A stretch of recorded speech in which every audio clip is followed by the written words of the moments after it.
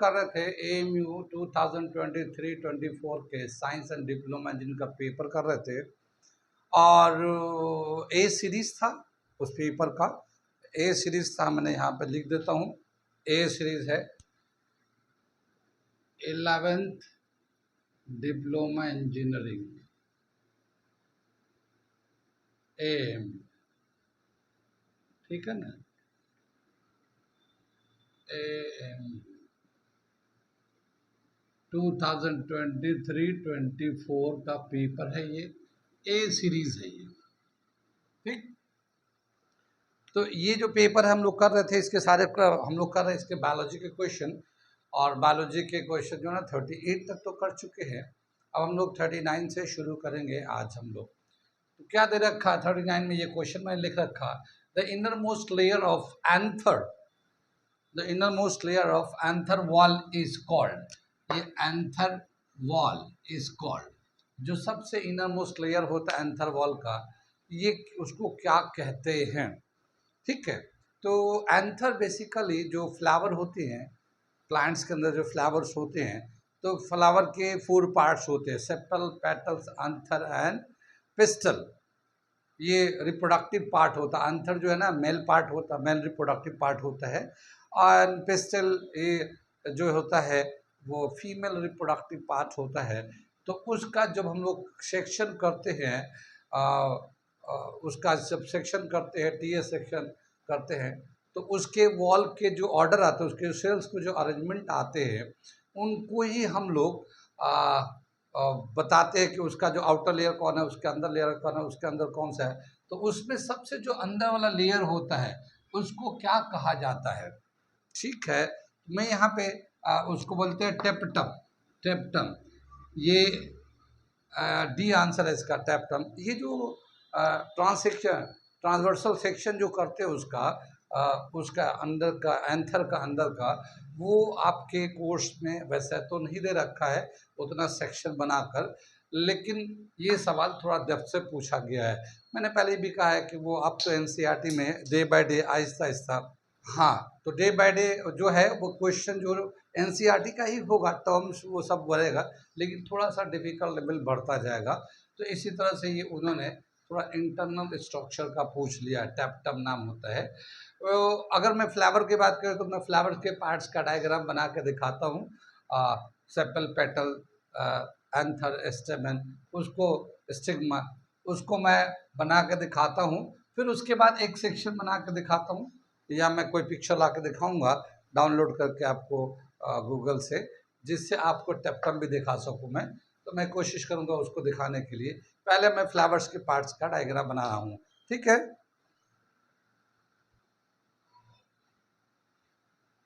ठीक है, एक हमने ये 39 नंबर क्वेश्चन का आंसर जो था उसका हम लोगों ने एक पार्ट्स ऑफ द फ्लावर्स का एक फिगर बनाया हम लोगों ने, पार्ट्स ऑफ फ्लावर्स, और या फ्लावर पार्ट्स, फ्लावर पार्ट्स, कौन कौन से पार्ट्स होते हैं एक फ्लावर में, उसको हमने दिखाने की कोशिश किया है। ये देखिए यहाँ पे जो है, ये जो पत्ते होते हैं ग्रीन कलर के, इसको हम लोग कहते हैं सेपल। यहाँ पे जो दूसरे कलर के पत्ते होते हैं इसको हम लोग कहते हैं पेटल्स। सेपल को कैलिक्स भी बोलते हैं और पेटल का करोला भी बोलते हैं। ये दोनों ही पार्ट रिप्रोडक्टिव ऑर्गन में कोई रोल नहीं होता है, इसको पेरियंथ बोलते हैं, दोनों को मिलाकर पेरियंथ बोलते हैं। ये इनका रिप्रोडक्टिव में नहीं है, ये सिर्फ फ्लावर पार्ट्स की पार्ट है। ये इसका एक ओवरी है, ये जैसे हमने एक बीच में दिखाया है कि ये हमारा स्टेग्मा, ये फीमेल ऑर्गन कहलाता है। तो ये टॉप को बोलते हैं स्टेग्मा, ये पूरा लॉन्ग ट्यूब लाइक स्ट्रक्चर है, स्टाइल कहलाता है। ये ओवल बॉटम में स्फेरिकल टाइप का बेस होता है, वो ओवल कहलाता है, ओवरी कहलाता है, ओवल नहीं ओवरी कहलाता है। इससे जो फीमेल रिप्रोडक्टिव सेल्स होते हैं उसको कहते हैं ओवल्स। ये ओवल्स होते हैं जो रिप्रोडक्शन में रोल प्ले करते हैं। ये पूरे पार्ट जो फीमेल का होता है इसको हम लोग पिस्टल कहते हैं। तो स्टाइल, स्टेग्मा, ओवरी, ओवल को मिलाकर पिस्टल फीमेल रिप्रोडक्टिव पार्ट होता है, पिस्टल कहलाता है। ऐसा ही हमारा एक ये जो है मेल रिप्रोडक्टिव पार्ट के तौर पे बना लिया, ये स्टैमिन कहलाता है, मेल रिप्रोडक्टिव। ये जो टॉप में एक बाउल लाइक स्ट्रक्चर होता है इसको तो हम लोग कहते हैं एंथर। इसके अंदर जो है ना पोलन ग्रेन्स होते हैं, पोलन ग्रेन्स होते हैं, तो ये पोलन ग्रेन सब दिखा रही है, बस्ट होके एयर में वो कर रहा है, तो ये पोलन ग्रेन है। तो ये पॉलेंस कहलाते हैं। ये मेल रिप्रोडक्टिव सेल्स है, मेल रिप्रोडक्टिव सेल। और जब रिप्रोडक्शन होता है तो ये पोलन ग्रेन जो है ना, विंड, वाटर, इंसेक्ट या कोई भी जो मोड ऑफ ट्रांसफर होता है उसके थ्रू ये ट्रांसफर होके फीमेल के स्टिग्मा पे, स्टिकी पार्ट होता है, इस पे आके वो चिपक जाता है। फिर ये इसके अंदर जाता है, इसके अंदर पोलन ग्रेन इसके अंदर अंदर जाता है फॉर फर्टिलाइजेशन के लिए। तो ये हमारा पोलन ग्रेन होता है, ये एंथर होता है। और ये लॉन्ग ट्यूब लाइक स्ट्रक्चर जो है इसको हम लोग कहते हैं ये हमारा फिलामेंट्स। और ये पूरे कंबाइंड पार्ट्स को कहते हैं स्टैमेन, ये मेल रिप्रोडक्टिव ऑर्गन्स है। तो एक फ्लावर्स के जो मोटे मोटे जो मेन पार्ट्स है वो ये इस तरह के पार्ट्स को हम लोग दिखाते हैं, तो फिलामेंट्स के पार्ट्स को दिखाते हैं कितनी भाषण में। और इसी में जो ये अंतर है, ये हमारा स्टैमेन है, ये एंथर है। एंथर का जब डिसेक्शन करते हैं, उसका अंदर का स्ट्रक्चर स्टडी करते हैं, तो उसके जो अंदर का लेयर लाइक स्ट्रक्चर होता है, जो सबसे इनर मोस्ट लेयर था वो टैप्टम कहलाता है, उसका भी एक स्ट्रक्चर दे रखा है। मैं कोशिश करता हूँ उसको बना कर दिखाने के लिए, समझाने के लिए। ठीक है, चलिए इसको करते हैं आगे का। ये एक हम लोगों ने एंथर का टीसी किया है, ट्रांसवर्सल सेक्शन किया उसका, और बहुत ही छोटे से उसको कहते हैं हम लोग इंटीरियर का एनाटॉमी करते हैं। जब हम लोग डिसेक्शन करके देखते हैं तो उसके इंटरनल स्ट्रक्चर का हमारा इस तरह से कुछ ऑर्डर ऑफ लेयर्स आए हैं। सबसे पहला जो आउटर लेयर्स होता है इसको कहता है एपिडर्मिस। उसके जस्ट नीचे जो सेक्शन होता है, ये जो हम लोगों ने एक्स वाला लाइन दिखाया है, ये इंडोथेसियम कहलाता है। और इसी तरह से ये हमारा जो तीसरा ग्रीन कलर का लेयर है, ये ग्रीन कलर, ये मिडिल लेयर कहलाता है।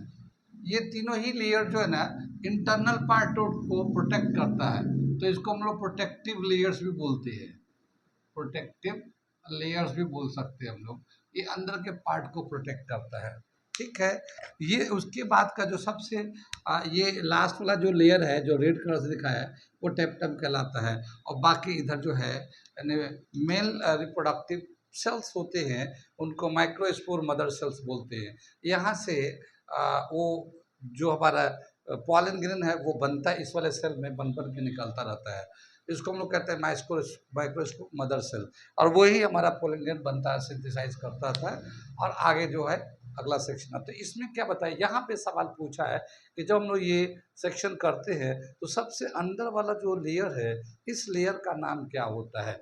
वो जो 39 नंबर क्वेश्चन मैंने मिटा दिया, फिगर बनाने की वजह से मैं मिटा दिया, तो वो टैप्टम कहलाता है। क्या है कि सवाल जो है जाहिर है आप तो आहिस्ता आहिस्ता टफ की तरफ जाएगा ही। मैंने वीडियो बनाया है, या आप लोग कभी जाके देखिएगा कि अब एबी में सिलेक्शन मुश्किल हो गया है। वो इसलिए कि अब जो लेवल ऑफ पेपर थोड़ा सा मुश्किल होता जाएगा, क्योंकि अपियरेंस भी ज़्यादा है, पुराने क्वेश्चन भी ख़त्म हो गए, आसान क्वेश्चन भी खत्म हो गए, तो थोड़े से मुश्किल क्वेश्चन तो पूछेंगे। वेल, ये हमारा एक स्ट्रक्चर था 39 नंबर क्वेश्चन के लिए। 2-3 स्ट्रक्चर हमने बना कर दिखाया है। एक तो पार्ट्स ऑफ द फ्लावर्स बना के दिखाया है, और ये इसका इंटरनल स्ट्रक्चर एंथर का हमने बना के दिखाई है। ठीक है, आगे चलते हैं, अगला क्वेश्चन करने चलते हैं हम लोग। क्वेश्चन नंबर 40 करते हैं हम लोग। ये दे रखा हमारा अगला क्वेश्चन, क्वेश्चन नंबर 40 दे रखा, सेक्रोमाइस ये एक तरह का ईस्ट है, रिप्रोड्यूस बाय। सेक्रोमाइस जो है ये एक तरह का ईस्ट है, और ये किस तरह से रिप्रोड्यूस करता है, इनमें से कौन सा मोड ऑफ रिप्रोडक्शन होता है सेक्रोमाइस का या ईस्ट का, कैसे कौन सा मोड ऑफ रिप्रोडक्शन होता है।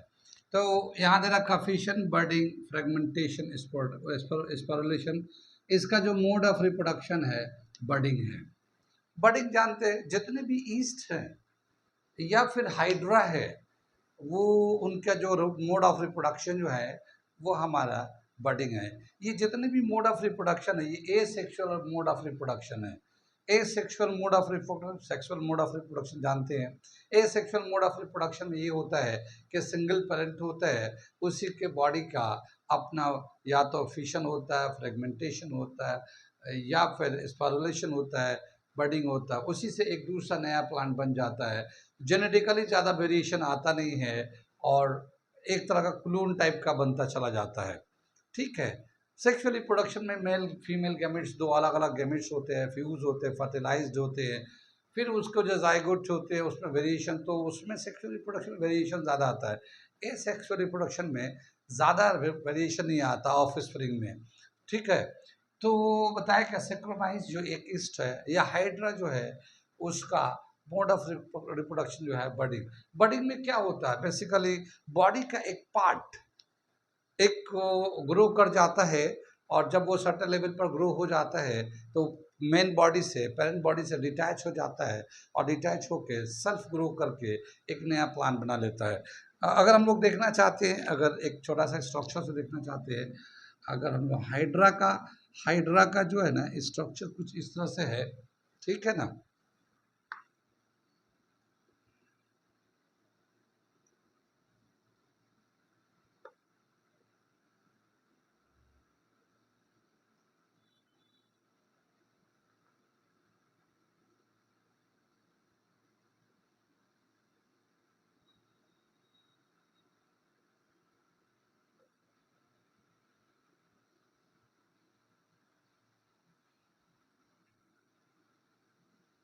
ये जैसे मान लो एक हाइड्रा है, मैंने एक ट्राई किया आप समझाने के लिए, ये हाइड्रा है, और इसका जो बॉडी का स्ट्रक्चर इस तरह से, ये फ्रेगमेंट, ये फिलामेंट होते हैं, आ, आ, उसको फ्लैजिला बोलते हैं इसको, ये बॉडी का पार्ट है। तो यहाँ पे एक छोटा सा ग्रोथ हुआ पहले इनिशियली, फिर बाद में यही ग्रोथ इतना बड़ा हो गया, फिर इसके बाद ये क्या होता है, यहाँ से डिटैच हो जाएगा, ये यहाँ से डिटैच हो जाएगा, और फिर ये एक ज़मीन पे आके ऐसे फिर से ये एक हाइड्रा बन जाएगा, ऐसा हमारा हाइड्रा बन जाएगा ये इस तरह से, ऐसा हाइड्रा बन जाएगा ये। कितनी बात सुनिए, तो ये बॉडी का एक पार्ट जो है ना ग्रो करता है, और ग्रो करने के बाद जब सर्टन स्टेज आ जाता है, डिटैच हो जाता है, डिटैच होने के बाद फिर वो एक सेल्फ आइडेंटिकल उस तरह का प्रोडक्ट बना लेता है। तो इसको हम लोग कहते हैं बर्डिंग। फिशन भी होता है, फिशन होता है, बाइनरी फिशन भी होता है, मल्टीपल फिशन होता है, एक से दो बन जाते हैं, दो से, या मल्टीपल फिशन से एक से कई सारे बन जाते हैं। फ्रैगमेंटेशन का मतलब है कि एक बॉडी को कई पार्ट्स में तोड़ दिया जाए या टूट जाता है, फिर भी हर पार्ट जो ना एक नया प्लांट्स या एनिमल बना सकता है, हर पार्ट ग्रो करके एक नया प्लांट्स एनिमल बना लग सकता है। ये एस्परलेशन का मतलब ये होता है कि इनका जो बर्ड्स होते हैं या इसका जो फ्रूट्स होता है उसके अंदर जो है ना बहुत सारे स्पोर्स बनते हैं, और जब सुइटेबल कंडीशन आता है तो बस्ट कर जाते हैं, और बहुत सारे नए स्पोर्स बन के निकलते हैं बाहर, और फिर वो सब के सब प्लांट्स बना लेते हैं, सब नए प्लांट बना देते हैं। इनका जो अलग अलग एग्जाम्पल है मैं लिख के दिखाता हूँ कौन सा किस में होता है, ये वाली बात समझ में आएगी। इसका आंसर है बडिंग, 40 का आंसर है बडिंग।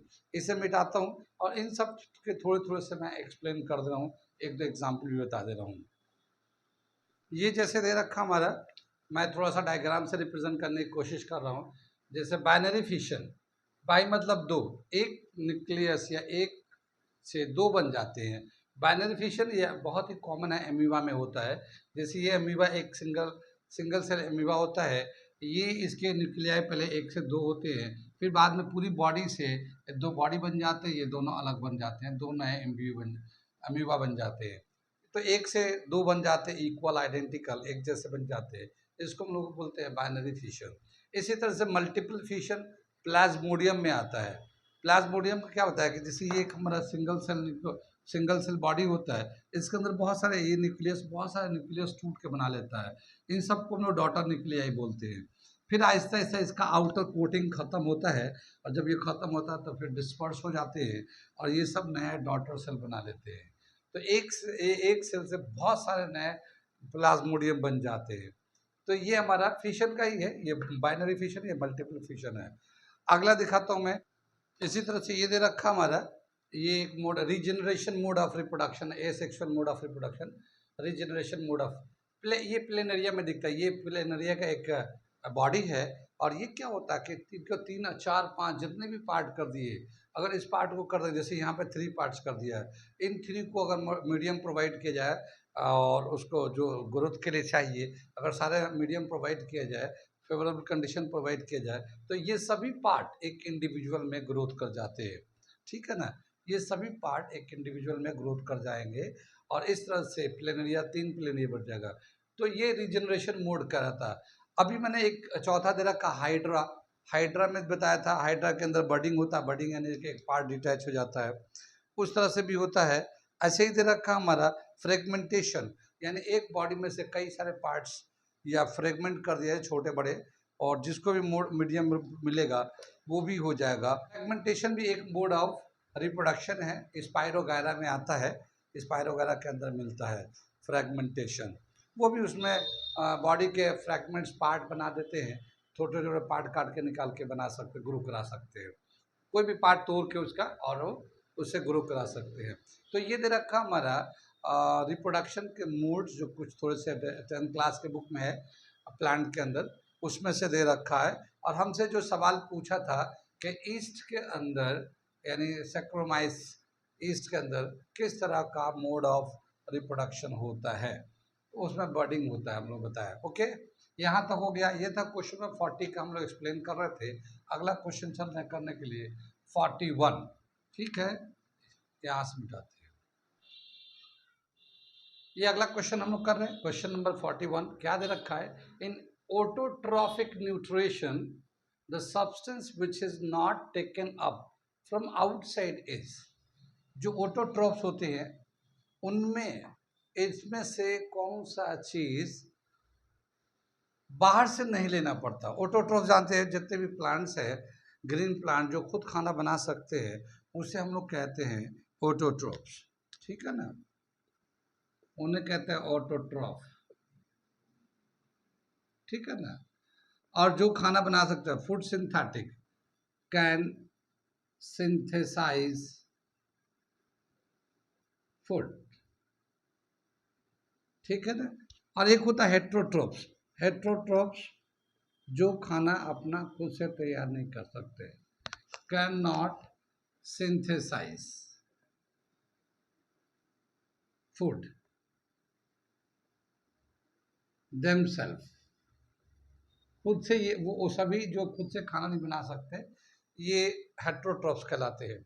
तो यहाँ पे जो हेट्रोट्रॉफ्स होते हैं या ग्रीन प्लांट होते हैं, ये मैं मिटा दे रहा हूँ इसको। तो जो ग्रीन प्लांट्स होते हैं वो खाना तो बनाते हैं, लेकिन वो जो खाना बनाते हैं, क्या क्या चीज़ों की ज़रूरत होती है और वो चीज़ें कहाँ कहाँ से आती हैं। तो इसमें जो ज़रूरत है, कार्बन डाइऑक्साइड की ज़रूरत होती है, वाटर की ज़रूरत है, लाइट की ज़रूरत है, और फिर जहाँ पे होता है लिव्स, जो लिव्स होते हैं ना, ऐसे लिव्स होते हैं, लिव्स में ज़्यादा होता है, बाकी पार्ट्स पे भी होते हैं। तो लिव्स में ये क्लोरोफिल होता है, क्लोरोप्लास्ट क्लोरोफिल जानते तो होंगे। तो वहाँ पे क्लोरोफिल के अंदर ये क्लोरोफिल जो होता है, ये लीफ के अंदर ही रहता है, और इसके अंदर जो है बहुत सारे एंजाइम्स की ज़रूरत होती है, और ये फिर टेम्परेचर की भी ज़रूरत होती है। कुछ रिएक्शन जो ना डे टाइम में होते हैं, कुछ रिएक्शन नाइट टाइम में होते हैं। फिर क्या होता है कि वो एक पूरा फोटोसिंथेसिस जब पढ़ेंगे तो समझ में आएगा। तो ये कार्बन डाइऑक्साइड इसकी ज़रूरत है, और ये एयर से मिल जाता है। ठीक है ना। वाटर जो है इसकी ज़रूरत है, और इसे मिल जाता है रूट से। रूट से रूट से जो पानी जाता है, तो पानी जो रूट से एब्जॉर्ब करता है, तो वो जो है उससे मिल जाता है ये लीव्स को। लाइट जो है ना सन से मिल जाता है। ठीक है ना, सन से मिल जाता है, सन भी। तो क्लोरोफिल जो है ना वो ऑलरेडी लीफ के अंदर रहता है। तो कौन सा इसमें से पार्ट है जो बाहर से नहीं जरूरत पड़ता, वो उसके अंदर ही रहता है, वो है क्लोरोफिल। तो इसका आंसर हो जाएगा क्लोरोफिल। ठीक है ना। क्लोरोफिल जो है लीव्स का है, या वो पार्ट जहाँ पे फोटोसिंथेसिस होता है वहाँ पे वो ऑलरेडी रहता है क्लोरोफिल। बाकी इन सब चीज़ों की ज़रूरत पड़ती है, अलग अलग जरिए से आते रहते हैं, रिक्वायरमेंट को फुलफिल करते हैं। कितनी बात समझ में आई? ये था क्वेश्चन नंबर 41। ठीक, अब चलते हैं अगला क्वेश्चन करते हैं, 42 करते हैं। ये अगला क्वेश्चन दे रखा 42 नंबर। क्या दे रखा है? Nitrogen is an essential element for the synthesis of. किसको बनाने के लिए नाइट्रोजन बहुत ही इंपॉर्टेंट है, इसका ये नहीं बन सकता, नाइट्रोजन के बिना नहीं बन सकता। Carbohydrate, protein, fat, oils. तो इसका आंसर है प्रोटीन। प्रोटीन को बनाने के लिए नाइट्रोजन का बहुत ही इंपॉर्टेंट रोल होता है। कार्बोहाइड्रेट तो जानते हैं, कार्बोहाइड्रेट का फॉर्मूला होता है C6H12 O6, ये ग्लूकोज का फॉर्मूला होता है सिंपलेस्ट फॉर्म का, और इसमें कहीं पे भी नाइट्रोजन नहीं होता है। और इसी का कॉम्प्लेक्स करते हैं ना, तो फैट भी और ऑयल भी कुछ इसी के कंपाउंड का होता है। प्रोटीन जो है बेसिकली अमाइनो एसिड का बना होता है, अमाइनो अमोनिया से बना होता है, अमोनिया नाइट्रोजन का बना होता है। तो प्रोटीन को बनाने के लिए या जेनेटिक मटेरियल होते हैं डीएनए, आरएनए, वो सब को बनाने के लिए भी नाइट्रोजन की जरूरत होती है। तो क्या बताया, टू सिंथेसाइज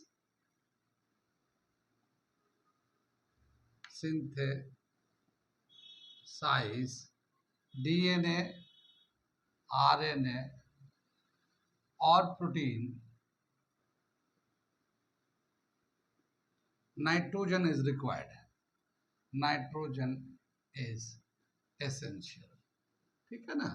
तो नाइट्रोजन इन सबको बनने के लिए बहुत ज़रूरी है। जानते हैं नाइट्रोजन कहाँ वैसे मिलता है? हम लोग को बताते हैं कि एटमॉस्फेयर के अंदर जो है 78% नाइट्रोजन जो ना फ्री में, मतलब फ्री एटमॉस्फेयर में 78% नाइट्रोजन है। और ये आसानी से कोई भी चीज़ नाइट्रोजन से, एटमॉस्फेयर से हम लोग इसको एब्जॉर्ब नहीं कर सकते हैं। तो क्या होता है कि इसको नाइट्रोजन फिक्सिंग कुछ बैक्टीरिया होते हैं जो एटमॉस्फेयर से नाइट्रोजन को फिक्स करते हैं। और वो कहाँ पे फिक्स करते हैं बताते, कुछ प्लांट्स है, वो है एक फैमिली लेग्यूम्स प्लांट। ठीक है ना। लेग्यूम्स प्लांट, मैं इसको जरा सा बताता हूँ। लेग्यूम्स प्लांट्स होते हैं, इन प्लांट्स के जो लीव्स है, यानी इसके जो रूट्स हैं, ये ज़मीन के अंदर जो रूट्स होते हैं, इसके अंदर नोडल्स होते हैं। इस तरह से ये नोड्स बने होते हैं, नोडल्स टाइप के स्ट्रक्चर होते हैं। इसके अंदर बैक्टीरिया होता है, और ये जो है ना अपने लाइफ को सरवाइव करने के लिए एक केमिकल रिएक्शन करता है, जिसमें ये एटमॉस्फेयर को, नाइट्रोजन को एब्जॉर्ब करता है। इसको हम लोग बोलते हैं nitrogen fixing bacteria, nitrogen nitrogen fixation bacteria.